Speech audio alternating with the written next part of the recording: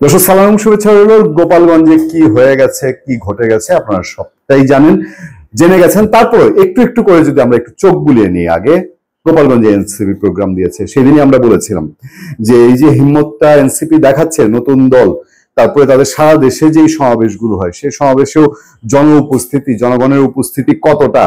গোপালগঞ্জে তারা প্রোগ্রাম দিল, তাদের কি উদ্দেশ্য আছে, কেন দিয়েছে, এবং গোপালগঞ্জ নিয়ে আমরা বলেছি আপনাদেরকে যে গোপালগঞ্জের দেওয়াটার মধ্যে অন্য একটা মিনিং আছে। তারা ডিক্লেয়ার করার পরপরই সোশ্যাল মিডিয়ায় তোলপাড়, সবাই বলছে যে গোপালগঞ্জে এই প্রোগ্রামটা নিয়ে কিছু একটা হবে। আচ্ছা, তারা যাওয়ার চেষ্টা করেছে, তারা পুলিশের কাছ থেকে জেনেছে যে কি কি হতে পারে। পুলিশ বলেছে না না, এভরিথিং আন্ডার কন্ট্রোল, আসেন ভাই। ওমা, আসার আগেই তো পথে ঘাটে ঘটনা শুরু হয়েছে, তারা যেই পথ দিয়ে যাবে সেখানে ঘটনা ঘটছে। তারপর পুলিশের গাড়িতে হামলা হলো, তারপর ইউনো সাহেবের গাড়িতে হামলা হলো। ইন্টারেস্টিংলি ইউনো সাহেব এবং পুলিশের পক্ষ থেকে তখন পর্যন্ত বলা হয়েছে যে কারা করেছে আমরা চিনি নাই, এবং আওয়ামী লীগ নাম প্রশাসন বা পুলিশ কেউ নেয় নাই তখন পর্যন্ত। তো সারা বাংলাদেশের মানুষ তো জানে কারা এই কর্মকাণ্ড করেছে, যাদের যাদের যাদের ইগোতে লেগে যাওয়ার কথা, যে গোপালগঞ্জে তাদের ইগোতে লেগে যাওয়ার কথা বলেই তারা হয়তো এর আগের দিন রাতেই তারা মিছিল করেছে সাবেক প্রধানমন্ত্রী শেখ হাসিনার নামে, এবং ছোটখাটো মিছিল না, বেশ অনেক বড় মিছিল হয়েছে। তারপর এনসিপির মঞ্চ, সে মঞ্চে গিয়ে দেখা গেল যে যারা আছে ওখানে, সাংবাদিক আছে, কিছু উৎসুক জনতা আছে, মঞ্চ ফাঁকা, মঞ্চের সামনে চেয়ার টেবিল ফাঁকা। যাক, এই সিচুয়েশনের মধ্যে পুলিশ ছিল, সেনাবাহিনী ছিল মাঠে, তাদের মধ্যে থেকে এনসিপি তাও মঞ্চে গেছে, মঞ্চে কথাবার্তাও বলেছে, কিছু খুব অল্প সময়ের জন্য প্রোগ্রাম করেছে, করে আবার বের হইতে গিয়ে বিভ্রাট, সেইখানে আবার ঘেরাওয়ের মধ্যে পড়েছে। ঘেরাওয়ের মধ্যে পড়ে তারপর তারা নানান কথাবার্তা, নানান কিছু বলেছে।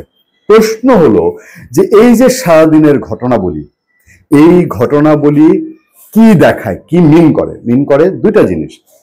একটা হলো যে এই সরকারের সময় ছাড়া এনসিপি ওখানে কতটা তাদের অ্যাক্সেস আছে, কতটা ওখানে সুবিধা করতে পারবে। দ্বিতীয় হলো, এই যদি পরিস্থিতি হয় গোপালগঞ্জের, তাহলে গোপালগঞ্জে ইলেকশন সময়টা কেমন হবে, আগামী নির্বাচন যে আমরা বলি, যদি নির্বাচন হয় তাহলে নির্বাচনের সময়টা কেমন হবে। আমি আবারও বলি, আমরা কোন ধরনের সংঘাত সংঘর্ষের কথা বলছি না, বলছি যে মানুষের ভোট দেওয়ার অবস্থাটা কি হবে গোপালগঞ্জে। এমনিতেই তো সারা জীবনে ওখানে আওয়ামী লীগ ছাড়া কেউ পাশ করে না, তো সেই ক্ষেত্রে নির্বাচনের সময়টা কেমন হতে পারে। এরপর আরো ঘটনা রয়েছে, সেই ঘটনাগুলো হলো এনসিপি যে হিম্মত নিয়ে ওখানে গিয়েছিল, এই হিম্মতে তারা একটা ধাক্কা খেয়েছে, এটা নিঃসন্দেহে বলা যায়। এই ধাক্কা খেয়ে এনসিপির তো এখন সরকারি পাওয়ার আছে, এনসিপি কি এটা হজম করবে, নাকি অন্য কোনো দিক দিয়ে কোনো পরিস্থিতি, যে কারণেই কি এনসিপি নেতারা বলছে যে প্রশাসন যদি নিরপেক্ষ না হয়, ঠিক না হয়, পুলিশ যদি নিষ্ক্রিয় ছিল, তারা যদি সক্রিয় না হয়, তাহলে তারা যুদ্ধের পরিস্থিতিতে যাবে।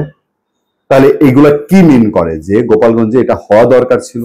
এরকম একটা সিচুয়েশন হলে পরে আর যা হতে চাচ্ছে, টুঙ্গিপাড়া নিয়ে শোনা যাচ্ছে বা বিভিন্ন জায়গা নিয়ে শোনা যাচ্ছে, এনসিপির যেই কর্মকাণ্ড, মানুষের মধ্যে নানান সময় নানান প্রশ্ন তৈরি হয়েছে। কিন্তু গোপালগঞ্জ গিয়ে তারা আসলে বুঝে গেছে নিশ্চয়ই যে এইভাবে সরকারি সুবিধা নিয়ে রাজনীতিতে টেকাটা কতটা কষ্টকর। ভালো থাকবেন, সুস্থ থাকবেন। আপনার সাথে আমি আতিক রহমান পূর্ণিয়া।